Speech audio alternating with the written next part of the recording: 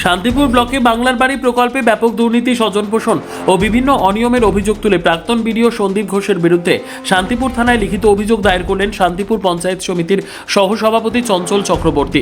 অভিযোগ, প্রকৃত উপভোক্তাদের বঞ্চিত করে নিয়ম বহির্ভূতভাবে ঘর বরাদ্দ করা হয়েছে এবং স্বনির্ভর গোষ্ঠীর ক্লাস্টার কমিটির বিভিন্ন দুর্নীতিকেও প্রশ্রয় দেওয়া হয়েছে। অভিযোগপত্রের সঙ্গে 20 জন সুবিধাভোগীর একটি তালিকাও জমা দেওয়া হয়েছে।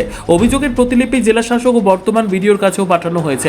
যদিও অভিযুক্ত প্রাক্তন বিডিওর কোনো প্রতিক্রিয়া মেলেনি। পুলিশ সূত্রের খবর, অভিযোগ গ্রহণ করে ঘটনার তদন্ত শুরু করা হয়েছে। ঘটনাকে কেন্দ্র করে প্রশাসনিক ও রাজনৈতিক মহলে চাঞ্চল্য ছড়িয়েছে। না, এটা তো হওয়াটাই স্বাভাবিক। এই যে শান্তিপুর ব্লকের আরবান্দি 1 নম্বর পঞ্চায়েত, 2 নম্বর গ্রাম পঞ্চায়েত, নবলা গ্রাম পঞ্চায়েত, এটা তো দুর্নীতির আতুর ঘর। বেনিয়ম, দুর্নীতি, স্বজন পোষণ এ তো চালিয়ে গেছে তৃণমূল কংগ্রেস সরকারে। আর এরা হচ্ছে নিজেদের মতো করে দুর্নীতি, টাকা পয়সা লুট। কার্যত 3টে পঞ্চায়েতে লুট হয়েছে। আমাদের মাননীয় বিধায়ক এবং নদিয়ার জননেতা শ্রদ্ধেয় পার্থসারথী চ্যাটার্জি মহাশয় বিষয়টি জানেন। আমরা এই চেয়ারে বসে আমি জানি যে কিভাবে লুট হয়েছে। ফলে এই লুটের তদন্ত হবে। কোথায় পালাবে? চোর ধরো, জেল ভরো, সবগুলোকে জেলে যেতে হবে, তদন্ত ফেস করতে হবে।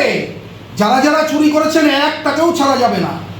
এরা পঞ্চায়েতগুলোতে আপনি দেখলে আশ্চর্য হয়ে যাবেন কিভাবে কেন্দ্রের সরকারের টাকা, রাজ্য সরকারের টাকা আর লুট করেছে। আর অডিটররা আসলে তাদের পকেটে টাকা দিয়ে তখন এরা পার পেয়ে গেছে। আমরা বলছি যে তদন্ত করে এদের জেলে পাঠানোর ব্যবস্থা করতে হবে।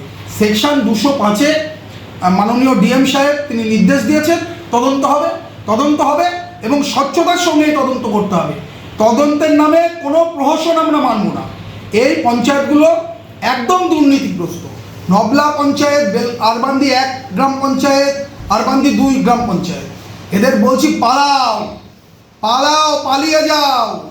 আর যারা আসবেন আমরা রাজ্য সরকারকে অনুরোধ করব, চোর ধরো, জেল ভরো। শান্তিপুর থেকে নিউজ আজকাল 24।